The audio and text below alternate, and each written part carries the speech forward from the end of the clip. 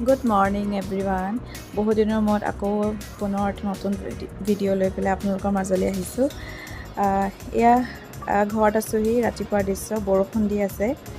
সেই অকণমান ফুলবোৰ দেখুৱাই দিলোঁ। আৰু এয়া দেখিছেনে, কালি বতাহত মানে কাচকল থকা ভাগি পৰিলে, সেইকাৰণে দিব্যই কাটি আনিলে। আনি পেলাই এয়া ঘৰৰে কাচকল। আজি যিহেতু আপোনালোকৰ ঘৰৰে এটুকা কাচকল এনেকৈ ভাগি পৰিল বতাহত, সেইকাৰণে ভাবিছোঁ আপোনালোকক সম্পূৰ্ণ এটা কাচকলৰ হেল্ডি ৰেচিপি দিম। মানে গোটেইখিনি কাচকলৰ পৰাই কেনেকৈ কি বনোৱা হ'ল দেখুৱাম বুলি ভাবিছোঁ। এইফালে লৈ লোৱা হ'ল কাচকলৰ বাকলিখিনি, লগতে আপোনাৰ এই আদা, পিঁয়াজ আৰু নহৰু। এনেকৈ আপোনালোকে খাইছেই চাগে আগত, বা যদিও নাই খোৱা তেতিয়াহ'লে নিশ্চয় বনাই খাব পাৰে, বহুত ভাল হয়। আৰু এয়া আলু আৰু কাচকল দুটা এনেকৈ চাফাকৈ ধুই লৈছোঁ। এইটো বইল কৰিম, পিটিকা হ'ব। আৰু এয়া কাচকলখিনি ফ্ৰাই হ'ব।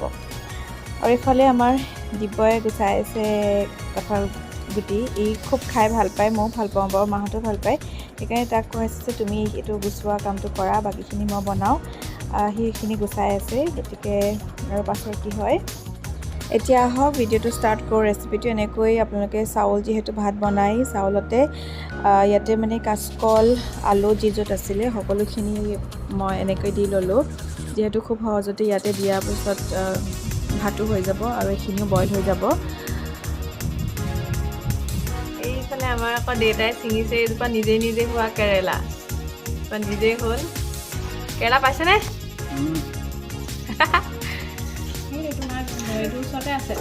এই ভৰিটোৰ ওচৰত আছে এটা, দুটা আছে, এটা সেইটো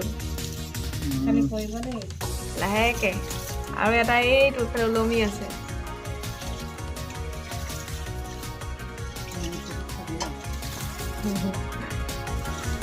ছিঙি লৈ আহা।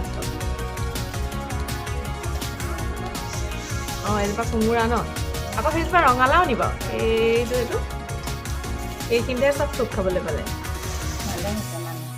দৌ ভাই দৌ,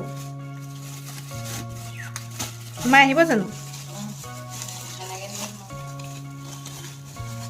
এই 1 কেজি মান ওলাবনে? আধা কেজিতকৈ বেছি।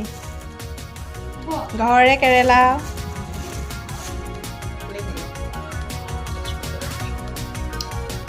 এতিয়া এই কাচকলখিনি ফ্ৰাই কৰিব লৈছোঁ। ইয়াতে নিমখ, হালধি আৰু অকণমান কৰ্ণফ্ল'ৰ দি ল'লোঁ দেই, এতিয়া মানে কচকচীয়া হ'ব। আৰু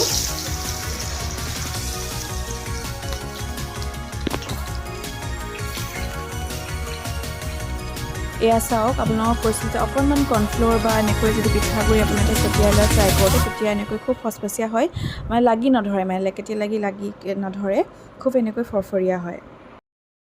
আৰু এইটো হৈছে সেই কাচকলৰ বাকলিখিনি মিক্সিত এনেকৈ পেষ্ট কৰা হ'ল। তাতে নিমখ, মিঠাতেল আৰু অলপমান নেমু চেপি দিলোঁ সেনেকৈ। আৰু এয়া ভাতত দিয়া যে সেই কাচকল আৰু আলু আছিলে, সেইখিনি ভাতত দিয়াৰ কাৰণে অকণ ভাতটো এনেকৈ লাগি থাকিলে, ভাতটো আপোনালোকে এৰুৱাই ল'ব চাফাকৈ। আৰু তাত পিঁয়াজ, জলকীয়া যি য'ত দি আপোনালোকে খাই পিটিকা কৰি খাব পাৰিব। আজি আমাৰ ভাত সাজ এনেকৈয়ে খালোঁ, খুব সাধাৰণভাৱে খালোঁ। সদায় মাছ মাংস খাবলৈ বুলি কোনো কথাটো নাই। ঘৰৰে যিহেতু আছিলে, সেইকাৰণে স্বাস্থ্যৰ কাৰণে অকণ উপকাৰী হয় কাচকল। আৰু ভিডিঅ'টো আপোনালোকে শেষলৈকে চাই থকাৰ কাৰণে বহুত বেছি ধন্যবাদ। পুনৰ নতুন ভিডিঅ' লৈ আপোনালোকৰ মাজলৈ আহিম, চাই থাকিব।